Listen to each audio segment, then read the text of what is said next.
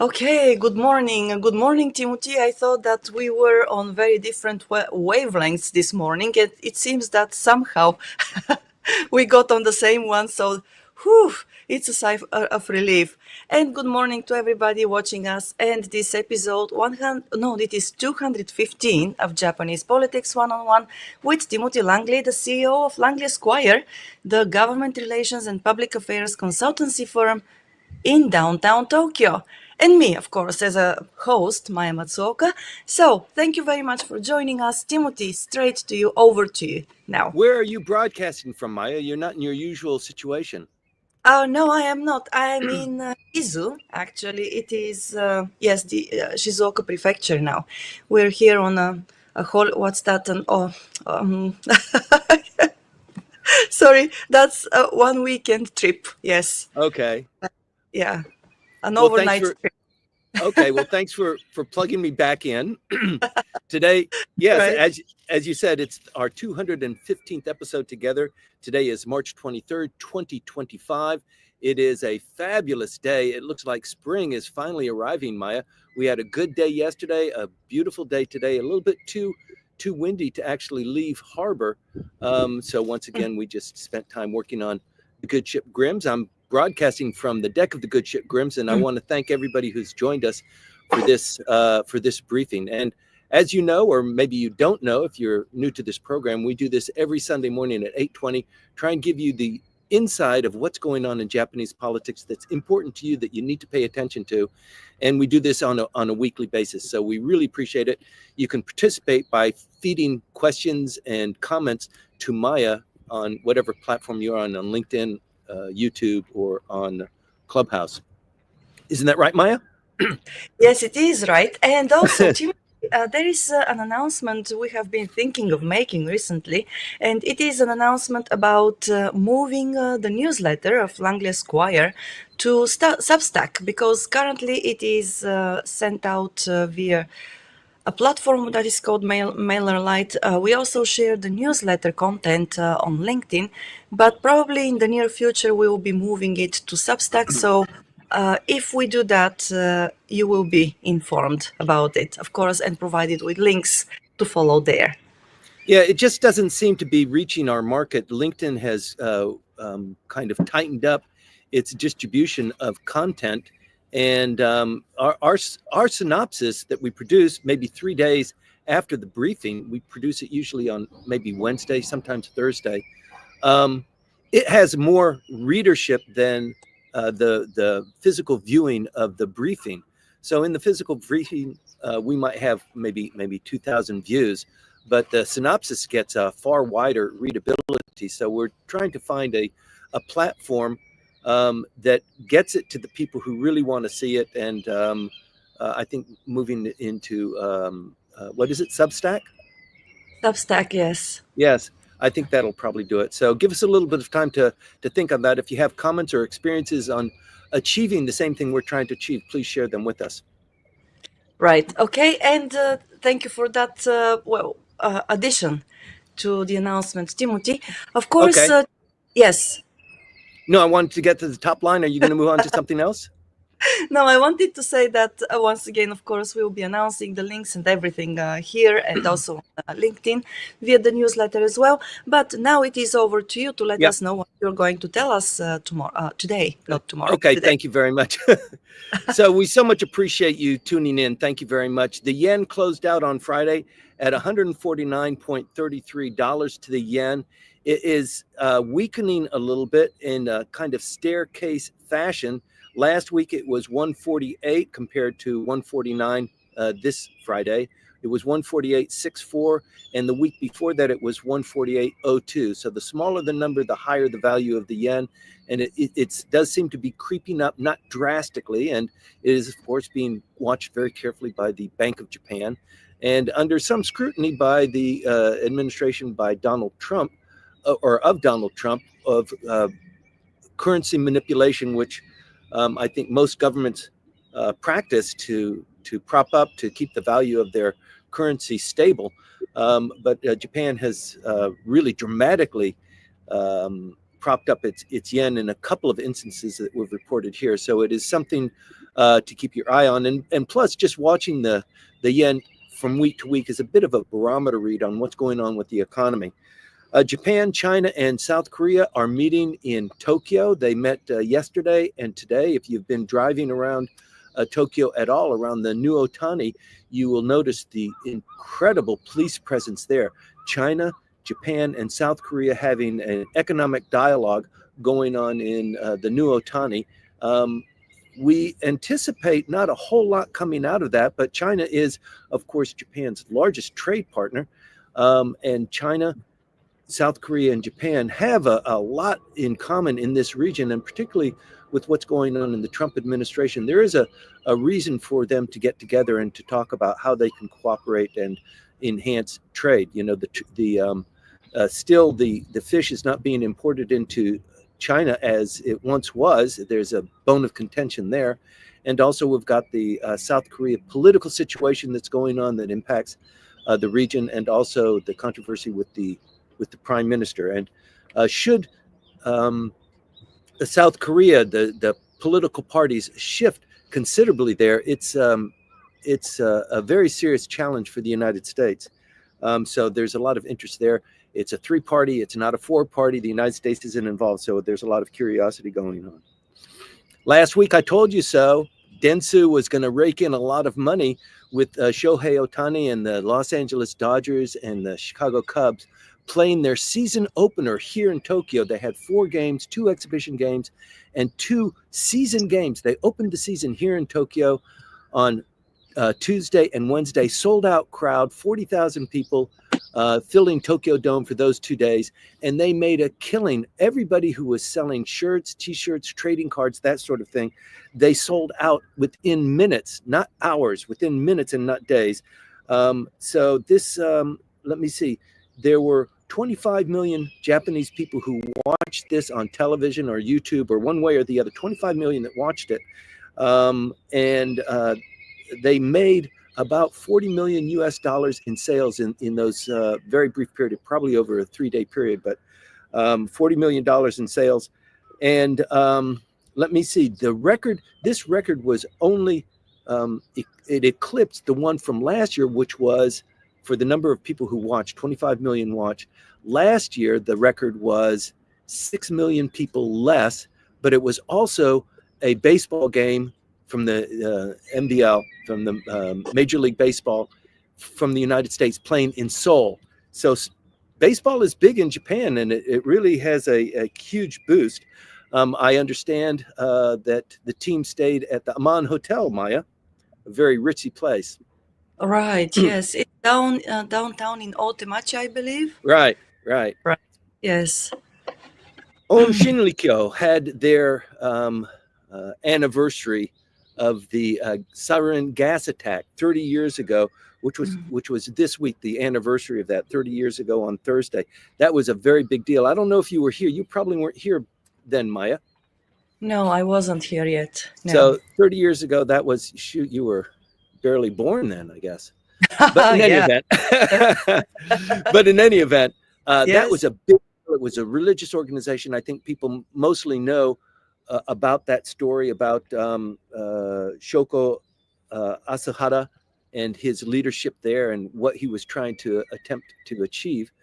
But it's a religious organization that tried to take political dominance. It tried to move politics. It tried to form itself. And it's somewhat representative of Komeito, or maybe the Unification Church. So you might remember the Unification Church was big in the news before the before this whole scandal with the LDP putting money in people's pockets. It was the biggest scandal that was triggered by the assassination of Shinzo Abe in 2022. That wasn't very far ago. And so much dramatically has happened. So this Unification Church, it's gone through a lot of changes. It looked like it was going to slaughter the LDP, because so many members of the LDP, in particular the Abe faction, were gravitating towards the Unification Church. They were helping them. There was a lot of sharing of political contributions and that sort of thing. And that was very much kept under the carpet. until the assassination of Mr. Abe by a the son of some lady who joined the Unification Church and gave away all of his, what was going to be his inheritance. He was so angry about that, he tried to visit politicians to get something done.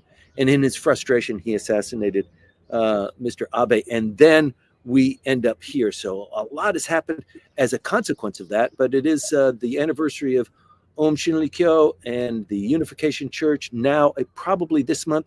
Today is the 23rd. It looks like within this month, the Unification Church will lose its church status for good, and it will be completely disbanded. But that was a hot story maybe, 12, 13 months ago. But it went in the background, completely superseded by the slush fund scandal that has damaged all of the faction, the entire system of Japanese politics, and we are into something new now. The governor's election last Sunday, for Chiba, here I'm in Chiba actually, was won by the incumbent.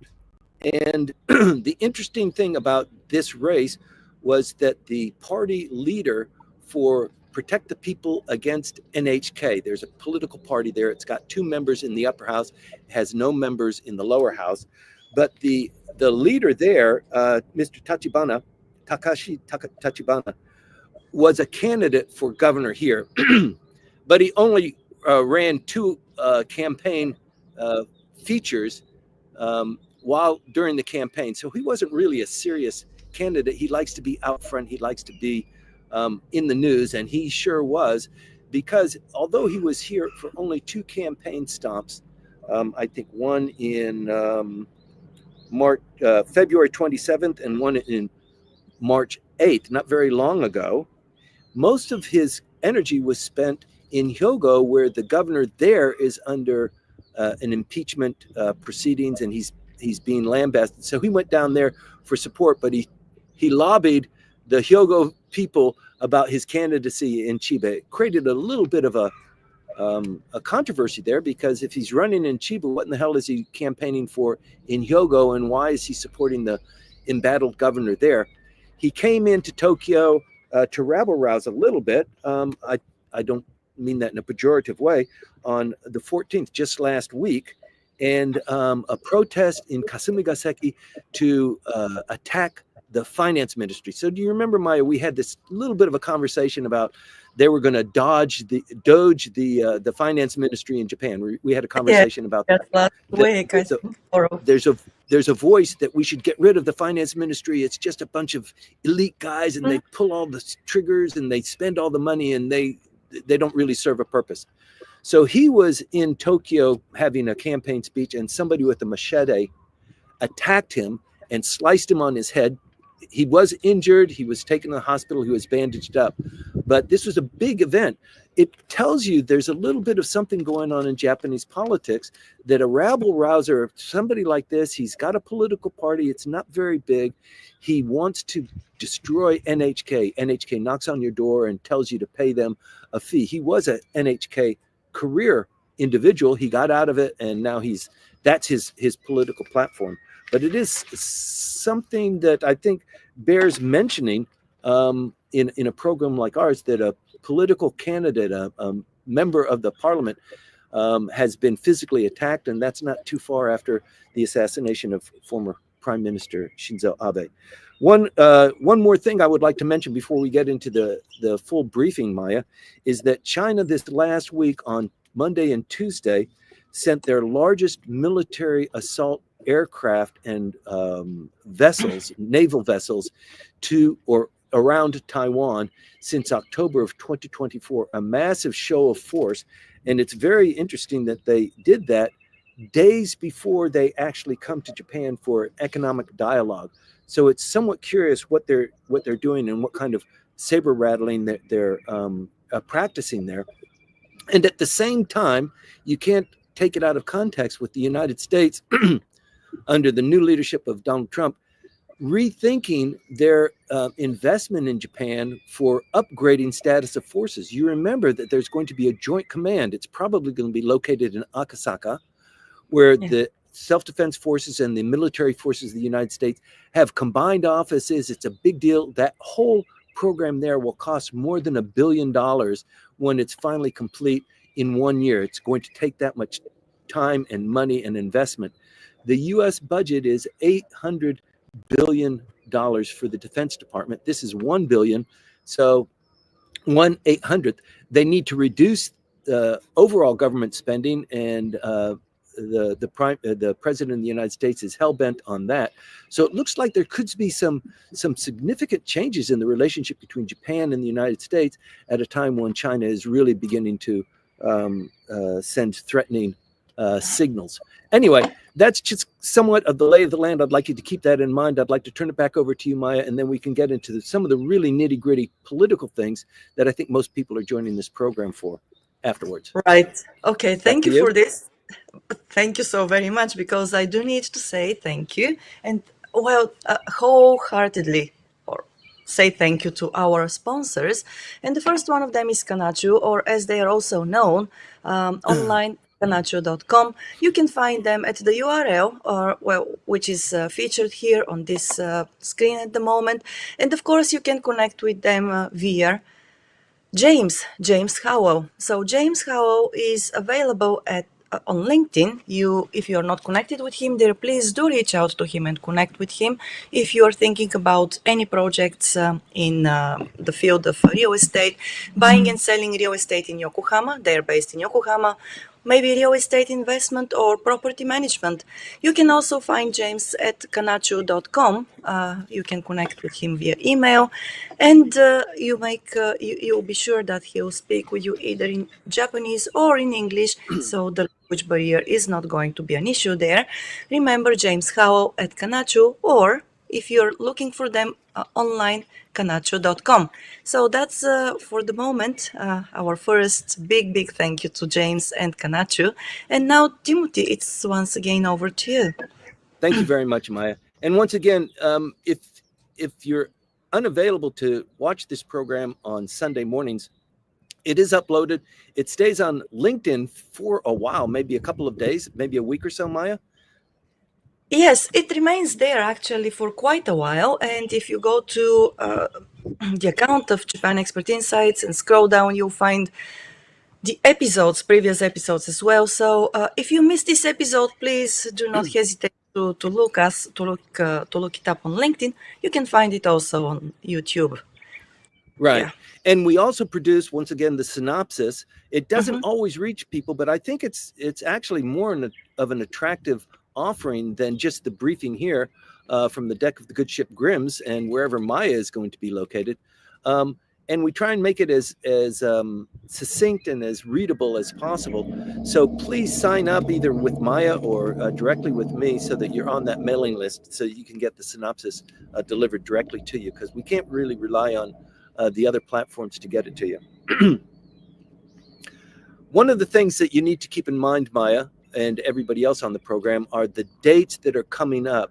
So I want to walk you through a couple of important dates so it puts it in the kind of physical context of what is potentially going to happen and when to be really on your toes and watch things. So right now we are in the budget process. The budget was supposed to pass on March 2nd. It didn't pass. It took the March 3rd for it to pass.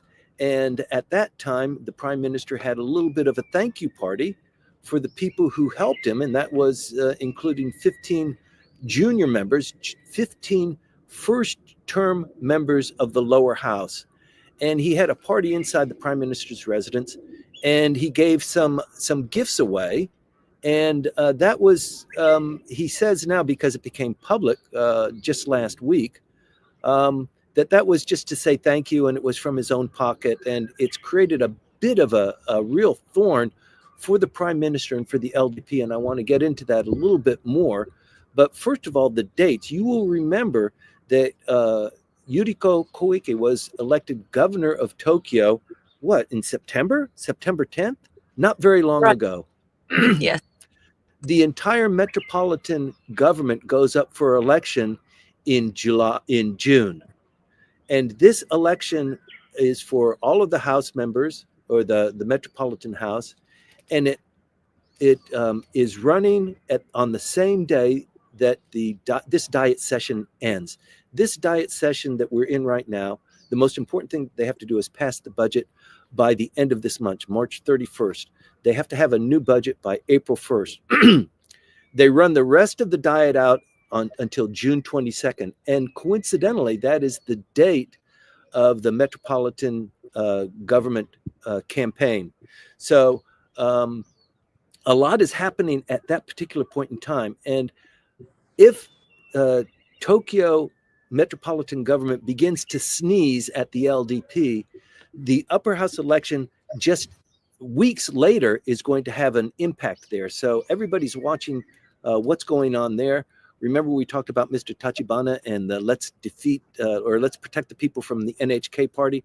The political parties are seeing an opportunity here, not just in the Tokyo metropolitan government, but more primarily in the upper house. And so we've had this discussion back and forth, you and I, the people in the audience, about the potential for a double election and what's the benefits there and what's the risk there.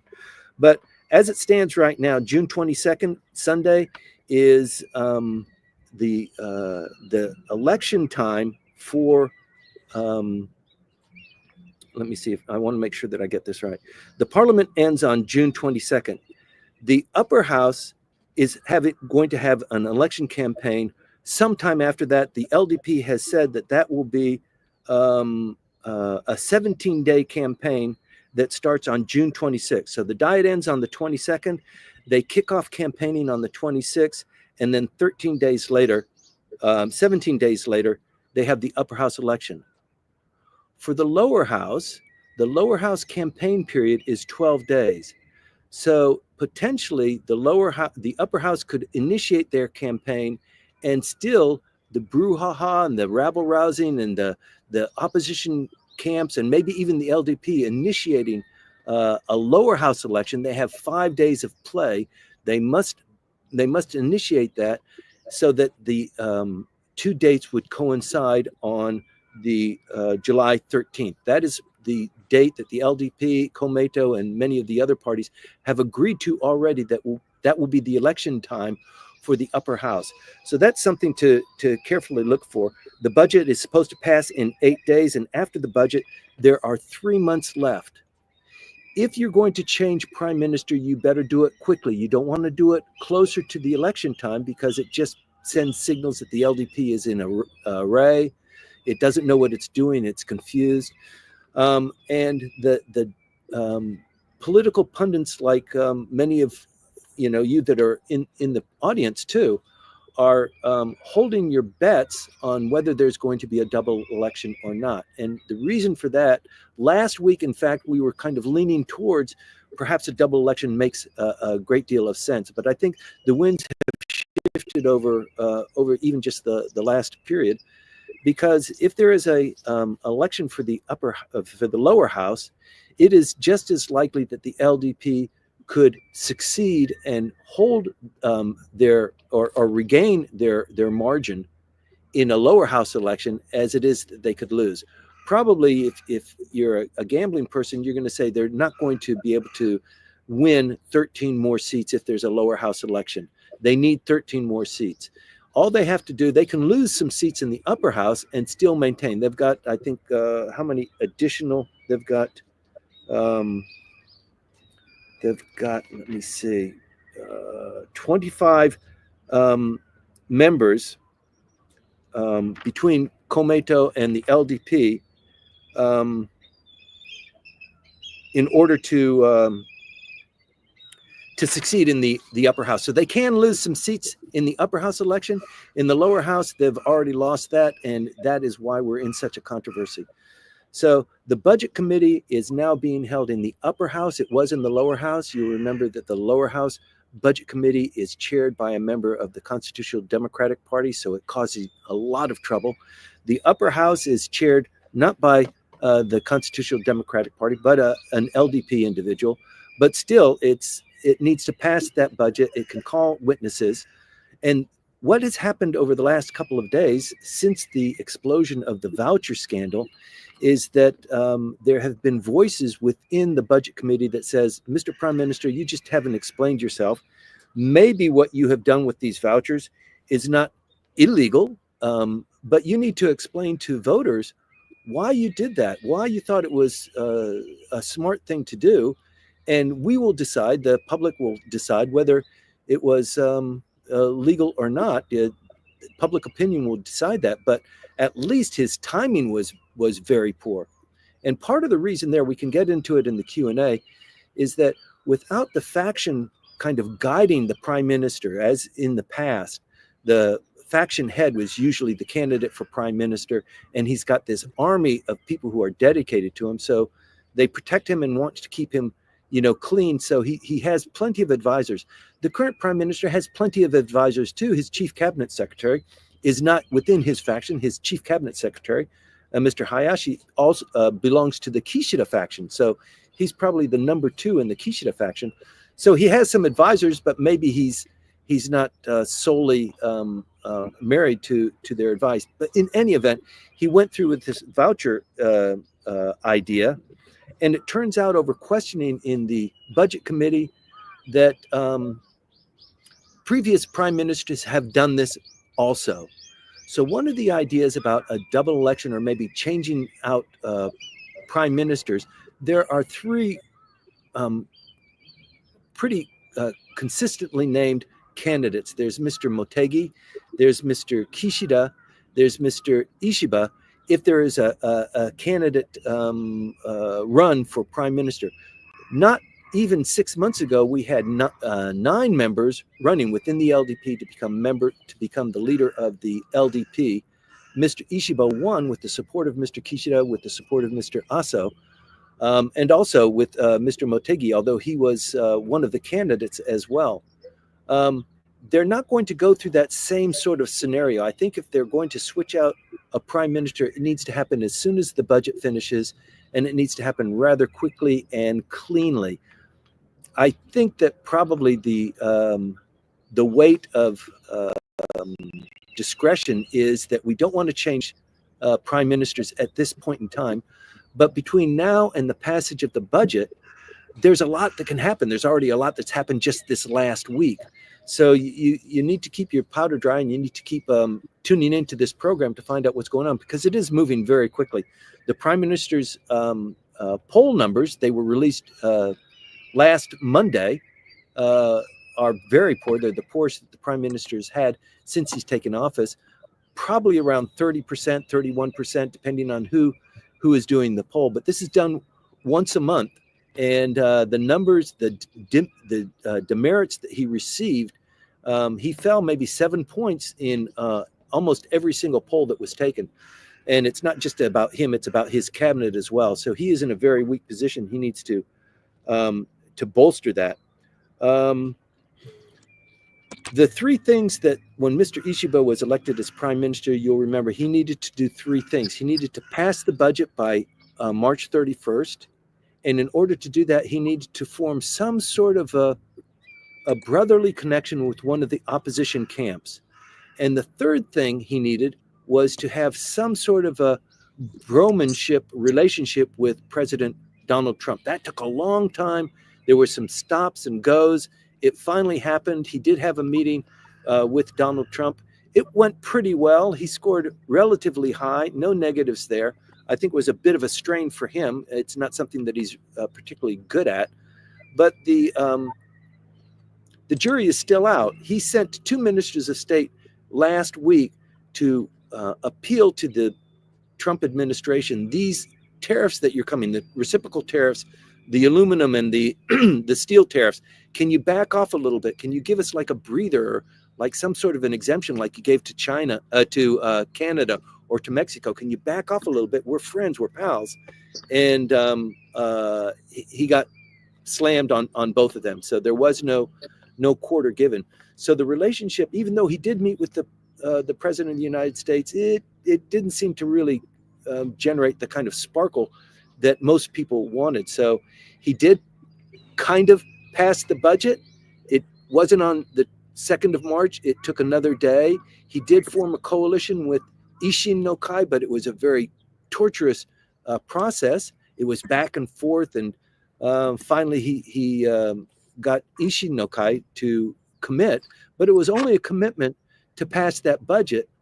They did that, and then within days there was an amendment that was insisted upon, because there's a little bit of double dealing that it was interpreted by the opposition parties. So not everything is clear. Even though he achieved those three things, you could argue that they weren't all three successful, or none of them were successful, or only the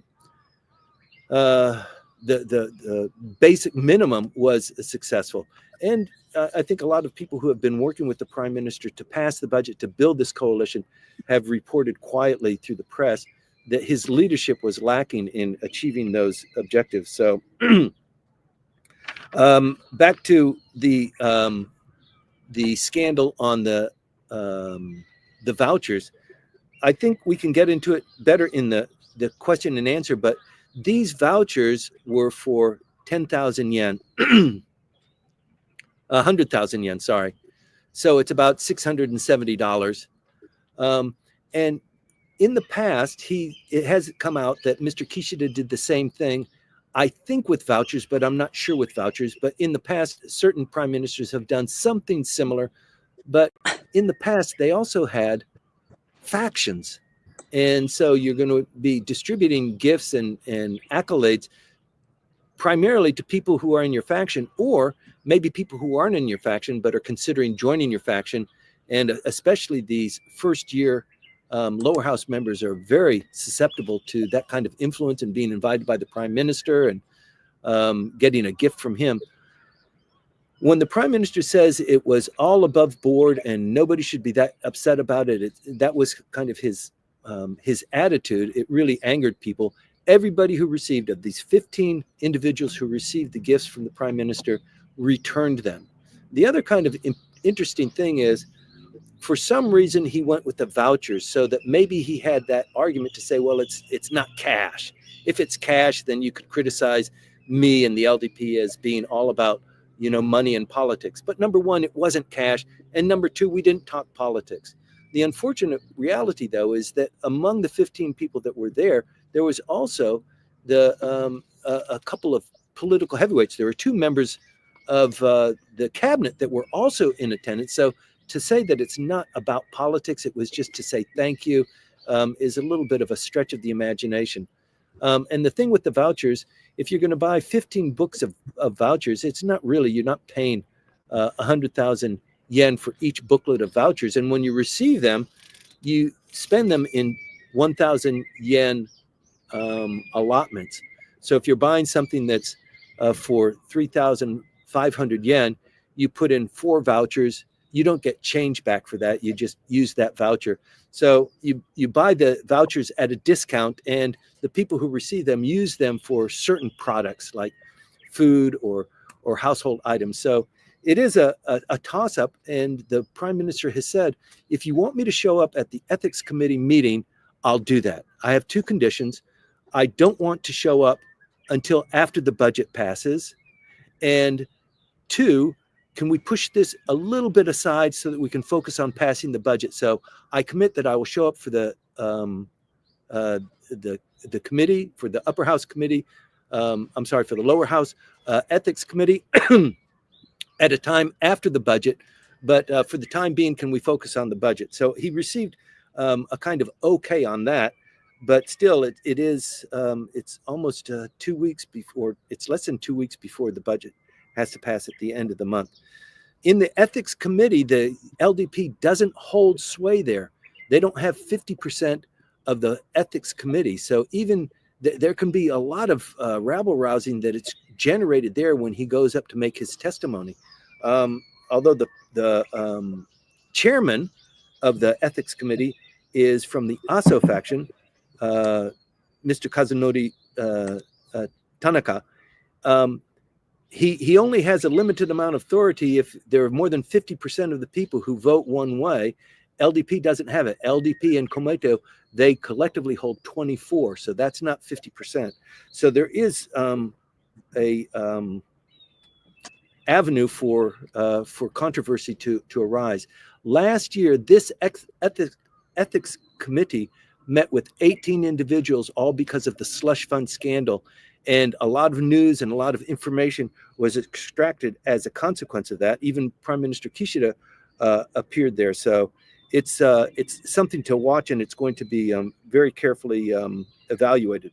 Let me see, what else do we have?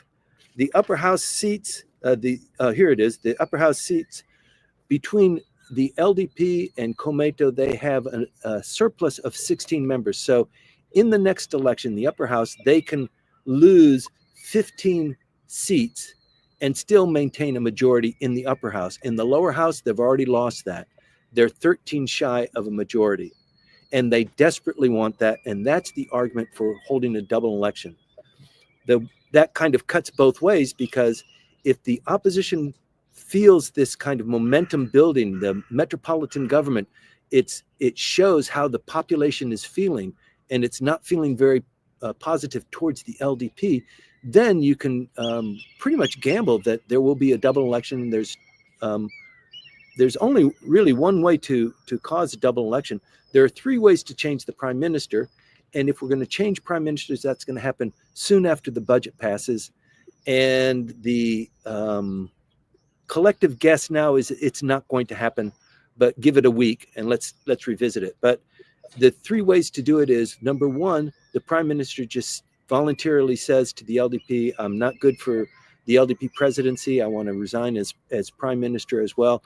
Let's collectively put together an election for who's going to be the president of the LDP, and then let's offer him into the parliament as the new prime minister. The second way is that the LDP gets together and they say, you stink, we don't like you, we don't want you to be there, we're going to fire you, and we're going to have an election to replace you. So it's a little bit more forceful, highly unlikely that the prime minister would force it into that situation. And the third way is that there's a vote of no confidence, that the opposition parties collectively get together, and you can almost smell something like that happen. The opposition parties collectively getting together, the upper house and the lower house, and saying, we don't have confidence in this prime minister. They don't have all of it, but even within the LDP, there is a certain faction in the conservative wing that really wants to change this prime minister. They don't trust him. They don't like him. They want to be prime minister. There were 8 candidates less than half a year ago, and some of them want back in that race. So they're kind of pitching for a fight. As I said earlier, Mr. Kishida, Mr. Aso, Mr. Motegi are kind of the kingpins. That's changed over the last 8 or 10 months. It's unlikely that Mr. Aso, it's impossible to conceive that Mr. Aso would run as a candidate for prime minister. He's been prime minister before. He's 82, 83 years old. He's not going to do that. He's going to be a kingmaker. Mr. Motegi is one of those individuals that could potentially be a candidate, a strong candidate for prime minister. And then Mr. Kishida, who wants to replay what Mr. Abe was successful at. Mr. Abe was prime minister almost a year. His health kind of forced him out. He fell out. Mr. Aso jumped in as prime minister. He didn't have a very successful or illustrious term as prime minister. Abe came back in and then served collectively as the longest serving prime minister in post-war Japanese history. So Mr. Kishida wants to do that. I think Mr. Kishida, starting out, probably has better chops than Mr. Abe did at the same time. He was the longest serving foreign minister. He's got a lot of experience, and Japan needs somebody to be able to deal with the foreign countries, and particularly the United States. And I think Mr. Motegi could do a very admirable job as well. This issue with Mr. Kishida also giving the vouchers was not a good idea from his perspective. It kind of brought him into this controversy he didn't want any part of. So the LDP, it means politics and business. It's all dirty money. And just look at Mr. Kishida, and he did that. And he was involved in that as well. So it's not quite shaken out yet. So let's see how that is. There were 9 candidates, you will remember. I'm going to mention who they are. You will have a picture in your mind about who these guys were and what they did and where they are in Japanese politics now. Once again, it's unlikely that if the LDP searches for a new prime minister, it's going to be that robust. But there was Takayuki Kobayashi, who is still very prominent here and criticizing the prime minister vociferously. Tsanai Takaichi, Yoshimasa Hayashi, who is the current chief cabinet secretary, Toshimitsu Motegi, who we just talked about, Kono Taro, Shinjiro Koizumi, Yoko Kamikawa. We don't hear much about her. She's not that active. She is a favorite. She's probably number 3 in the Kishida faction. Katsunobu Kato, who we mentioned just recently, and Shigeru Ishiba, who is currently the prime minister. So there's a lot going on there, and I think we can flesh it more out in the Q&A. But once again, Maya, and to everybody that's here, I really appreciate everybody tuning in and supporting us and contributing to this dialogue. Nobody else is really doing it in the way that we are talking about Japanese politics. So I really appreciate it, and thanks for tuning in. Maya, back to you. Thank you very much, Timothy. And yeah, it's true. And nobody talks in so much detail about what is going on behind the curtains here.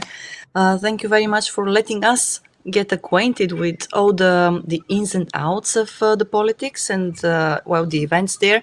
At the end of the day, when I listen to you, I always think that, well, we are all people, all humans, and like it or not, sometimes the best and more often than not, even the worst, parts of our characters show up when we interact with others. But okay, so thank you very much for this. And I want to, before we go into the Q&A session, because we already have some questions, some of them came during the past week, I want to say thank you to our other sponsor, and this is Houze Inc. You already know that they are available. You can find them online at houze.co.jp, or you can contact them via webmaster at houze.co.jp. You can also talk there with Hano Rushizawa Howell. She is on LinkedIn as well. She speaks Japanese, of course. She's native Japanese, and she speaks beautiful English as well. So once again, the language barrier is not going to be an issue. Houze does... Houze works in custom home design and construction. They do commercial building construction projects as well. If you have any such projects in mind, you're thinking about something, or just wondering what to do with your investment, and you want to invest in real estate, please reach out to Hannah. You can reach out to James as well and talk with them. They will give you advice, and they will also make sure that they meet your needs, they customize their services for you. So thank you very much for this. And Timothy, now we are going back to the questions and answers. The first question, actually, which I want to read to you is about external politics, geopolitics, and it came during the week, once again, from, just a moment, let me get there, because this one I took a screenshot. Okay. Okay, so we've got a comment and question from Nicholas Hughes on YouTube. And here it is. The Secretary of Defense Hackett said Guam is the most important U.S. military base in Asia Pacific, but it seems to me that the whole American position in East Asia hinges off of the U.S. military bases in Japan. What does Timothy think? What do you think, Timothy? The reason why this could be important is that it creates a kind of codependency between the US and Japan, which gives Japan leverage over the US in the "you must pay for defense" or the tariff increase debate between Japan and the US. So what are your thoughts on this? Yes, I'm pretty familiar with the Okinawa situation and status of forces. I grew up on Okinawa. I left Okinawa when I was a boy, 16 years old, got back to the United States to finish high school. But that experience growing up there, taught me a lot. But also, as I went to high school and I went to college, I just was so totally immersed in what Okinawa was and why was it so important, and what was the battle like. And the largest number of losses of U.S. forces in the Pacific War happened in Okinawa. So it was a massive battle, 90 days. And as a consequence of that battle, the loss of lives, almost 90% of the Japanese soldiers lost their lives. That's almost unheard of, to people to die at a last stand. And once that happened, it dominated the decision of dropping the bombs and not invading Japan. So they figured that if the U.S. forces or the Allied forces invaded Japan, it was going to be like Okinawa or like any of the Solomon Islands invasions previously. It was just going to be terrible. Civilians were going to be involved in it. So Okinawa is very important, and it was a protectorate of the United States until Richard Nixon gave it back to Japan in 1972. But I think he gave most of it back, but he didn't give all of it back. And they retained and kept some of it under secret agreements. And that's what causes so many problems here, is that people say, look, it's Japanese soil, it belongs to Japan. And I don't think that's totally accurate. I think part of it is still maintained as a U.S. protectorate. And they have the largest number of bases, totally dominating U.S. forces. More than 90% of the U.S. presence in Japan is in Okinawa. You can't say that Okinawa is the same as Guam. Guam is much more distant. It is it's not even it's not a U.S. state, but it is as close to statehood as a territory can have.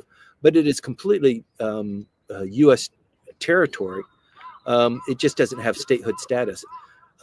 So that's the distinction between Guam and the United States and Okinawa. But Okinawa is so much closer to the hotbed of potential activity. It is closer, obviously, to Japan, but also to Taiwan, to South Korea, and to all of these flashpoints. I mean, when I was growing up, the entire Vietnam War effort was centered on Okinawa. Men and material were there. All of the hospitals were there. A lot of soldiers were stationed there, and then they would go into to Vietnam. They would come back. All the B-52s were, most of the B-52s were stationed at Kadena Air Base. So I think this is going a little bit longer than what Nick's question was, but yeah, I can't envision, even though maybe the Secretary of Defense needs to reduce the American footprint militarily in Japan. It doesn't mean that they're going to vacate Okinawa, although they've had discussions on that for maybe 15 years, that they're going to move the majority of the people from Okinawa to Guam. They're going to move the Fatima air facilities, marine air facilities, to this new place that they're building on a spit of land called Henoko. There's still controversy going on there. So it's very complex, very delicate. And this comment just made earlier from the State Department of Defense, that status of forces agreement will be undergoing some review, and this expansion that we have been building, we've been talking about, and Langley's been talking about on his Japanese Politics 1-on-1. We're not going to do it now. We're going to back off. So there's a lot in flux, and it's very uneasy, and you can tell it's not uneasy just for the military personnel, but also politically and economically. You can tell. Maya, I think we've talked about this before.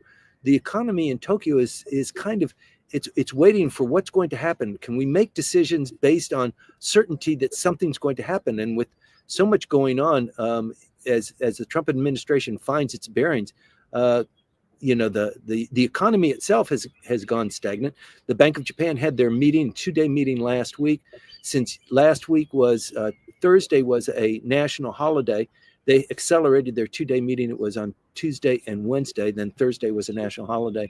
And they decided to stand pat. Inflation seems to be not expanding as much as the numbers kind of suggest that it does, but they didn't really take any drastic action.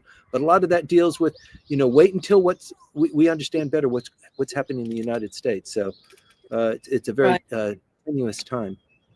So you Thanks for the think question. Thank you. And you think that basically Japan doesn't have much of a leverage at this point of time, even though the base in Okinawa seems to be more important, or at least has some, is of, how can I say, bigger strategic importance than maybe Guam or any other base here. It does, but I think your underlying question is, what's Japan going to do about it? And I think the LDP, not under the current prime minister, but the LDP wants to change Article 9 so that Japan Mm, can produce offensive weapons and sell them on the global market. I think that is the new industry that they're trying to capture. We've talked about right. this before. And I think the prime minister is behind that. And if the status of forces agreement reduces the U.S. footprint and the U.S. protection, that void needs to be filled by the Japanese themselves. I think that's the slant of Donald Trump. He wants other people to pick up their own tabs. We're sending forces there, and you're paying for it, but you're not paying enough, and we give you more protection than you pay for. So let's equalize it. And that's a harsh thing to say because it's underpinned by a lot of different things, and not just, 1+1 = 2. There are a lot of cultural and strategic meanings embedded in that. But I think, yes, under Donald Trump, the footprint of the United States is going to be reduced. We see that coming. And as a consequence of that, the Japanese need to bolster it up. We talked last week about the stealth frigate that the Australians are considering purchasing, this stealth technology that's developed and honed by Japanese maritime forces. So they Mhm. are building up this technology, this know-how. So yeah, probably in 5 years, we're going to have a conversation that's going to be completely different than the conversation that we have now, because within the next 5 years, probably Article 9 will be revised and Japan will start building up with robust energy a military defense industry. Right. Okay. Yeah. Thank you for that. Yes. Yeah. Because my stance, it hasn't changed. Of course, I agree that each country has to be able to defend itself, but developing a military industrial complex inevitably means that Yeah. it will be just another urge to start new wars. You become a target too. You become a target as well. Yes, indeed. Okay, so thank you for this. And then we've got a comment from Manabe-san. Here, it's just a comment, it's not a question, but since we are talking about external politics, geopolitics, I'll read it out to you. Manabe-san writes, the influence of conspiracy theories and populism is beginning to be seen in Japan and South Korea as well. And so this comment came when you were talking about the three-way meeting Yep. between, yes, Japan, Korea, South Korea, and China.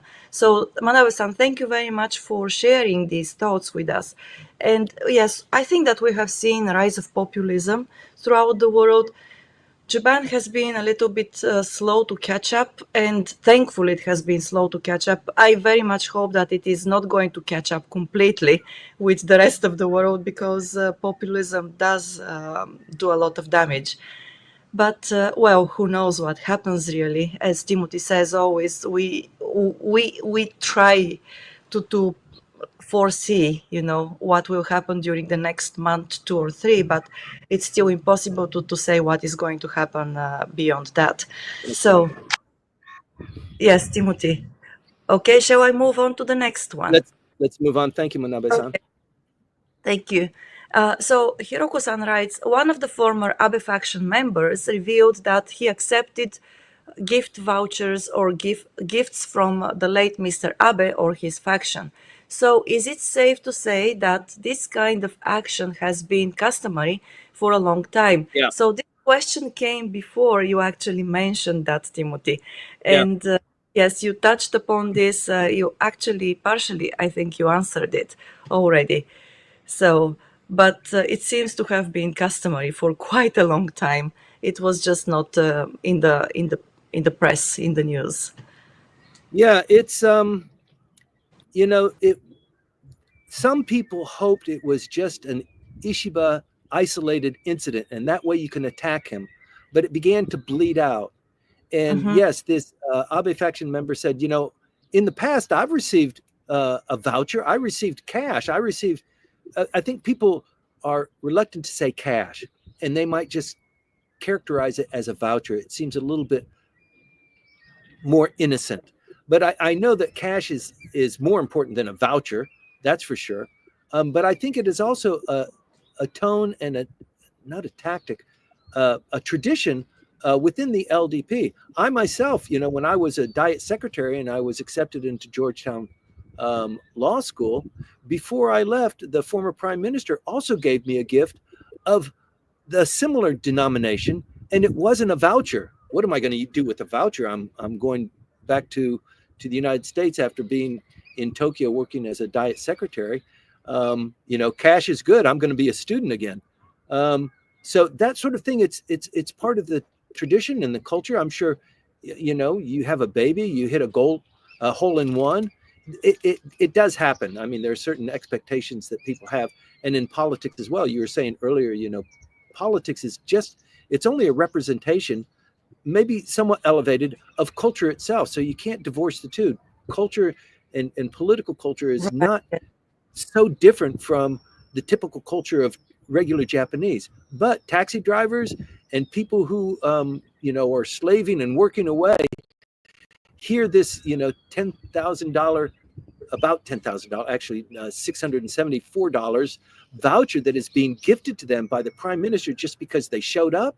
What the hell is going on here? What about me? So once again, it's the LDP. You're in the same, up to the same tricks. You're passing money because you want these guys.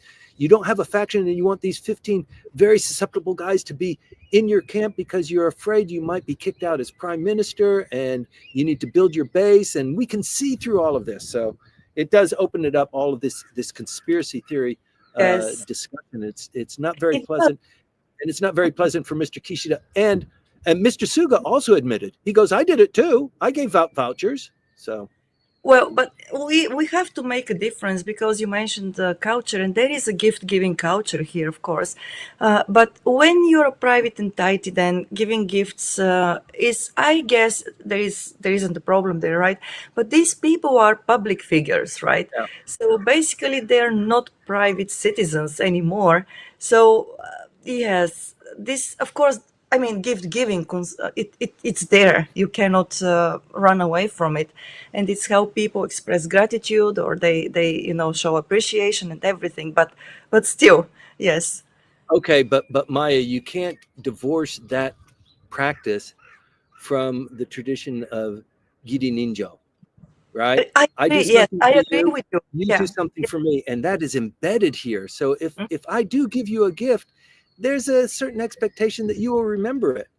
And when yes. my daughter gets married, you'll come with some sort of gift that's representative of what I did for you in a completely different area, Mm, in a completely different time. So this collection of giri, it's part of politics. yeah. This is how you It is. you build your Yes. base. Yeah. The reciprocity, because you start the process of reciprocity Right. there. Yes. And if you And violate it, if you don't come up with an appropriate gift, then you're lambasted. You're not a very cool yeah. or admirable person. Yes, I think what I'm trying to say is that you cannot divorce these two things, right? But at the same time, people think, okay, they are public figures, so there should be something there that is not so,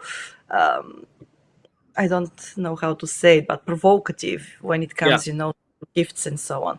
yeah. Because they're not small gifts. I mean, once again, I said this last time, but when you think about an ordinary person, you very seldom give a gift that is, of that value, right, to somebody. Yeah. So anyway, okay. Thank you very much for this. And you mentioned also, I want to go just a little bit back, maybe 20 minutes ago, back.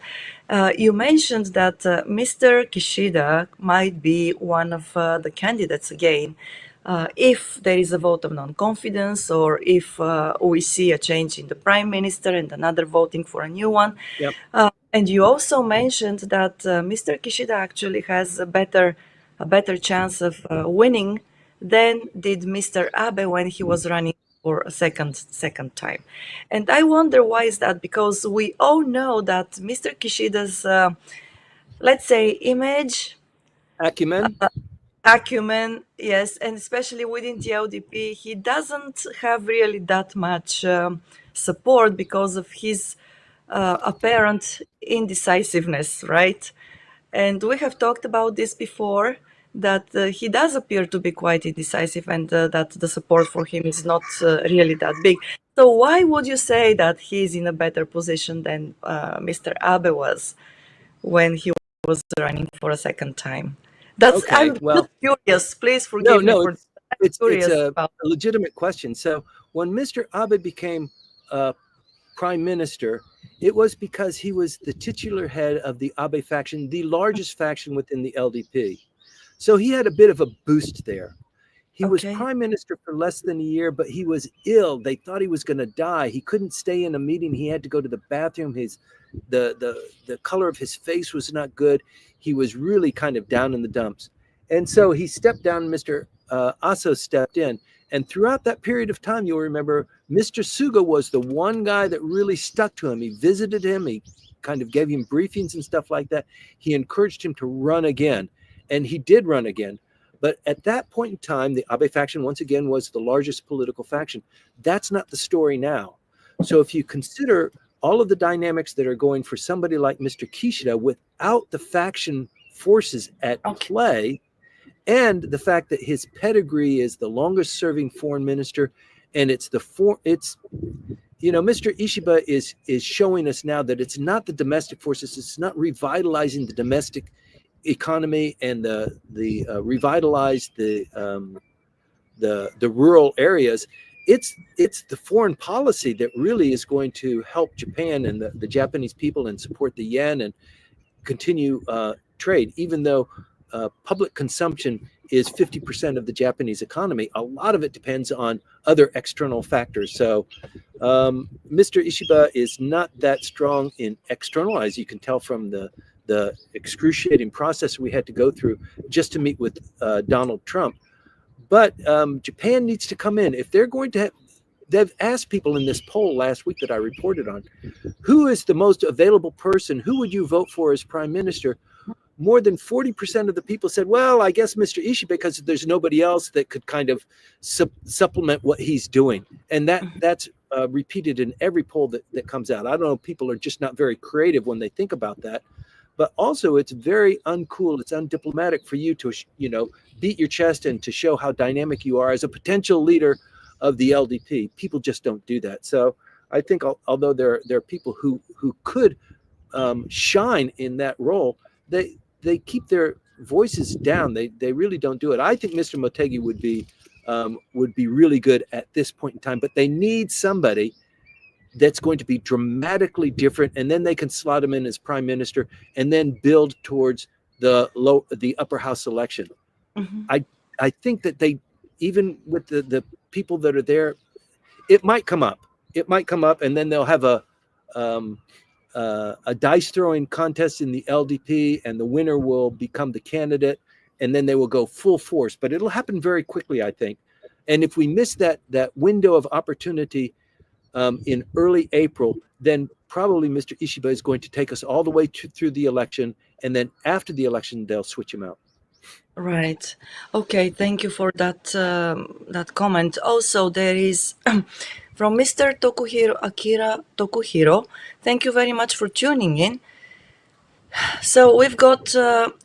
Well, he says on gift giving, I of course understand the customs, and the PM should understand this as well. He and his staff should show better judgment. Yes. And thank you very much for sharing your thoughts. Once again, from Akira Tokuhiro-san. It's been several weeks since I logged in again. Shouldn't the LDP consider a role for PM Abe's widow? Say that again. Shouldn't the LDP consider what? Consider a role for, the widow of Mr. Abe. So for Aki Abe. So we had this question a couple of weeks ago. Maybe it came from Akira as well. Yes. So it's been several weeks. So yeah, and the question is coming up again. So okay.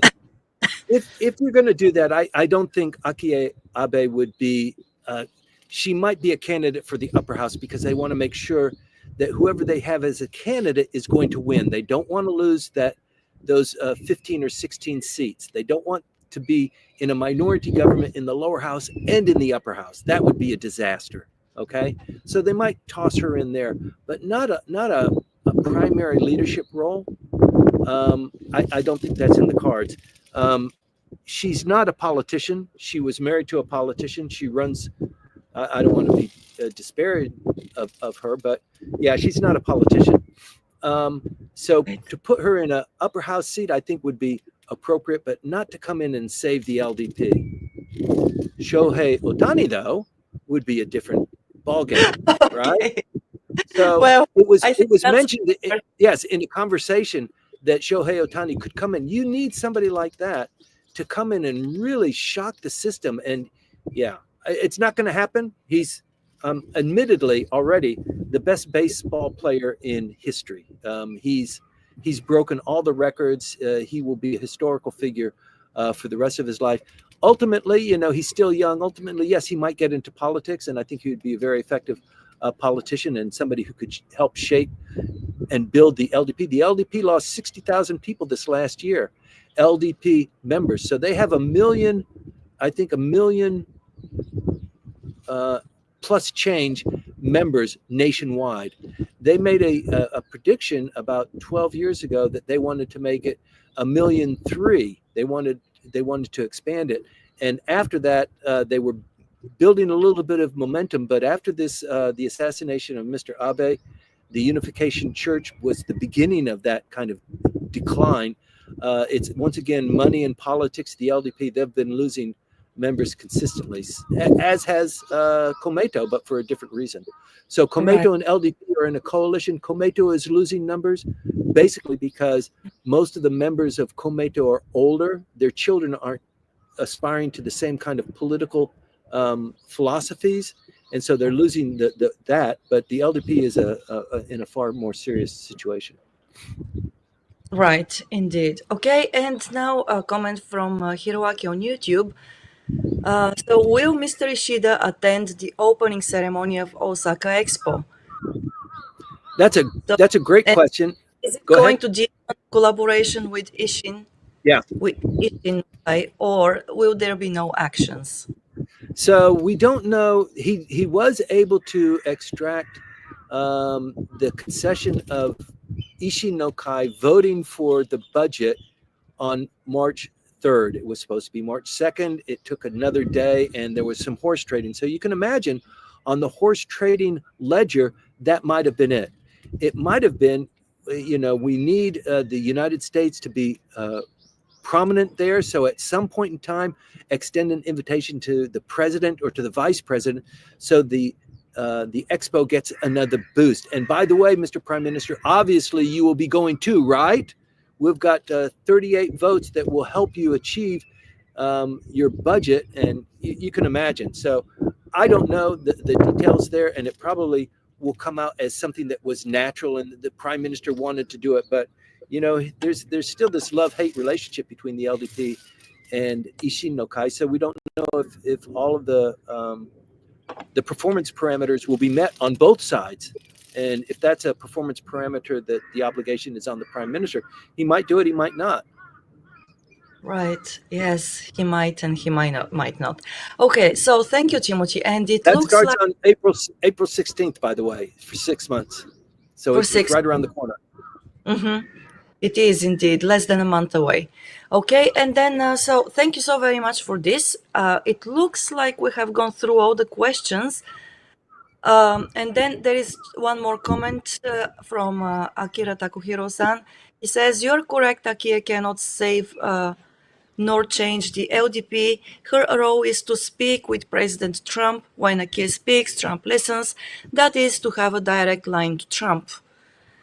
There is no doubt that Prime Minister Ishiba will be replaced because of infighting." Yes, thank you very much for and okay, and Hiroaki writes, Mr. Wang of China keeps telling the war legacy of Japan to Ishiba administration. What's the intent? They desire Kishida's defense and nuclear policy. I don't understand this last question, Hiroaki-san, but yes, I believe that China is never going to stop mentioning, Japan's war legacy to Japan because Oh, never. Yeah. yes, and probably this is also the case with South Korea. Well, Japan will have to live with the consequences of what it did during the Second World War, and these, narratives, let's say, and the reminders as well. They are Well, part of the consequences as well. yeah. I mean, come on. I mean, the Japanese are doing that too, They right? are, yes, You know, yes, all this week, I mean, it's now it's spring. The spring thaw is coming in, and during the Pacific War, this was the time that finally the bombers could reach Japan. Okinawa had fallen, and now they were able to bring bombers close to Tokyo cities and the entire nation. So the first bombing runs where the Tokyo suffered terribly. The anniversaries of those were this last week and the week before. So Mhm. that was at the time of the war that the Japanese finally the Allied forces were finally beginning to encroach on the Japanese mainland, and thousands of civilians died as a consequence of that. And there have been memorials all this week. They read all of the names of the people who were killed in the firebombing run in Tokyo. Just I think on Tuesday or Wednesday, there was a big bombing run in Kobe of 70, 73, 74 years ago, and they had a memorialization of that too, as I guess they should. But it's not just the Chinese that are continually being mad at Japan for what they did that long ago, and the Koreans too. I mean, it's war is horrible. People Yeah. shouldn't forget how horrible it is. No, they shouldn't. And I think that once I don't remember who wrote, maybe Azareo Chamorro wrote about this, the rememberings. So basically, it's not just commemoration, it's not celebration, it's remembering Yeah, of what happened so that we don't repeat it again, right? absolutely. We should Yeah. not forget. Okay, thank you. And there is another question from Akira Tokuhiro-san, and I don't think we can answer that question. It's about Nissan. How long before Nissan declares bankruptcy, or can Nissan be saved as a company? I think that we can probably talk about this next time a little bit because it's a complex question, and the answer is even more complex. Um, Following the case so far and knowing how the culture of Nissan or what the culture of Nissan is and so on, it's really difficult to answer. And the company itself is, I think, the management is way too set in their own ways. At the moment, let's see what happens with the new management, but we'll see. Yeah. Yeah, I mean, even from my perspective, Nissan is not one of my favorite companies. I remember with great clarity, the Carlos Ghosn situation and what happened there. And I was actually involved. I was hired to protect and to defend one of the people that were associated with Carlos Ghosn. Not the kidnappers, not the guy that built the piano case, nothing like that.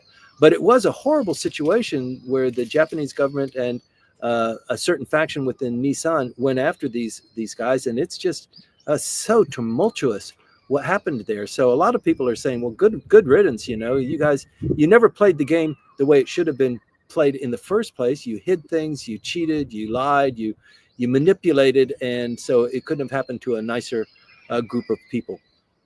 That said, it's always the big fat cats that make the decisions, and it's the soldiers who suffer as a consequence of that. So it's a difficult, like as you said when you read the comment or the question, we can't answer that, and it is very complicated and very complex. Nobody wants to see pain and suffering to a successful company, and Nissan, Honda, Isuzu, Toyota. These are monsters in the Japanese economy. So you don't want to see something like that happen. No, and I believe that whatever happens with Nissan, eventually, if the company is about to go bankrupt, that the government will step in Yeah. again to save it. So I don't believe that Japan will let this mastodon just Well, disappear. it's already stepped in. It's already up to its hip Right. boots. Yes. It's not Yes. divorced from what's going on there. Yeah, and another thing that I just want to add before we finish is that, yes, it is wonderful that many Japanese companies get CEOs from overseas, that there is some fresh blood, there is, a lot of fresh thinking and so on. But I can say that a lot of the problems actually arise from internal domestic culture, the clash between those cultures and the Yeah. external, intentions and always the intentions are the best you have, right? The CEOs want to help the company. The company wants to get better and everything, but eventually there is a cultural clash, and unfortunately, it happened in Nissan.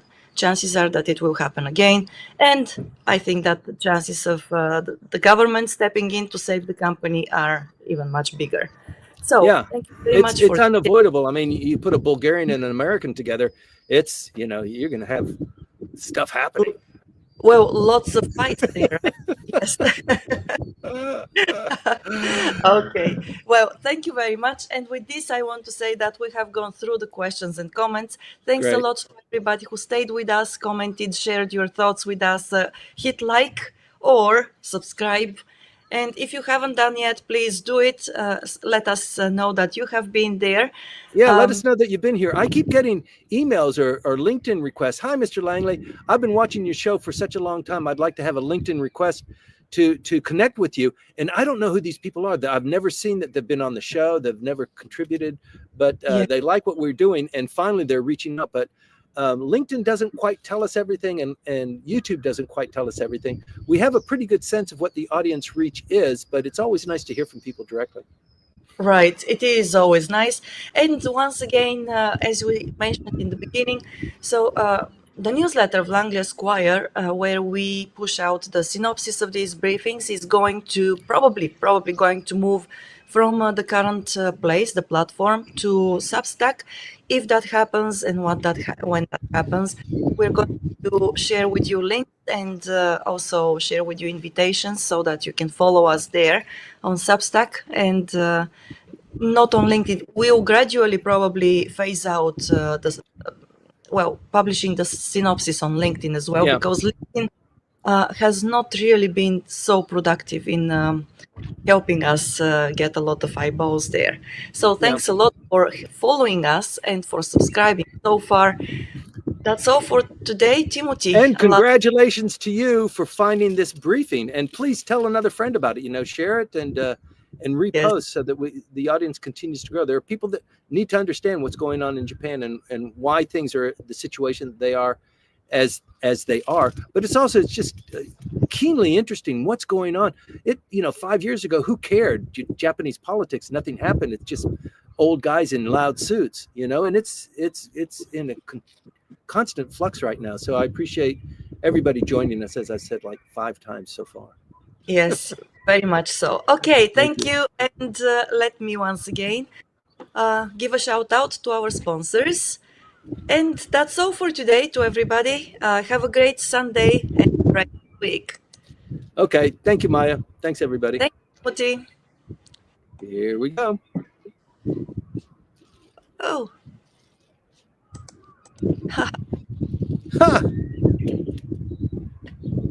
this seems to be the slide thing and not the. Okay. There you go.